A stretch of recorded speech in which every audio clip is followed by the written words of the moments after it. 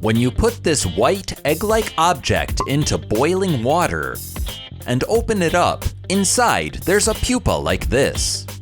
So what exactly is this? Fishy science. If you shake this egg-like thing, you can hear something moving inside. Cut it open with a scalpel, and you'll find a pupa inside. Under the microscope, it looks like this. So what is this white egg-like thing? It's a silkworm, or the larva of a silk moth. Before turning into a pupa, the silkworm protects itself by secreting thread and completely wrapping its body. That's the cocoon made by the silkworm. Many other insects also make cocoons, but silkworms produce a uniquely shaped one. Now, let's pour boiling water over the cocoon, then heat it further with an alcohol lamp. When you touch the thoroughly heated cocoon, you can see something stretching out. The cocoon is very hard because the threads are glued together by a protein called sericin. But when boiled in hot water, the sericin dissolves and the threads separate. This is raw silk, and when raw silk is refined, it becomes the silk thread used to weave cloth. That's what we call silk. You've probably seen a picture like this before.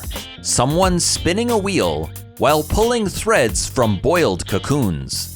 This time, I used chopsticks to reel in some thread, and I was able to pull out this much. Under magnification, you can see how strong the fibers are. What's amazing is that just one cocoon can produce more than 1 kilometer of thread. Incredible, right? Silkworms have been domesticated since ancient times and have been selectively bred to produce even more thread. Once all the silk is removed, this thin film is left behind, and inside that film is the boiled pupa. Even today, since silk is still produced from cocoons, huge numbers of pupae are created as byproducts. In fact, in some countries, these pupae are sold as food. So, from just one silkworm, we can get not only silk thread, but also edible pupae, making it one of the most useful insects for humans. And here is the adult silk moth. Surprisingly cute, isn't it?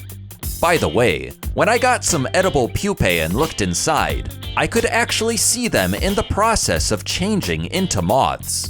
You can spot developing legs, and even wings still being formed. Since each pupa is at a slightly different stage of growth, if you ever have a chance to try them, take a close look first. That's all for today's video. If you enjoyed it, please subscribe to our channel. This was Fishy Science, uncovering mysteries of the world through science.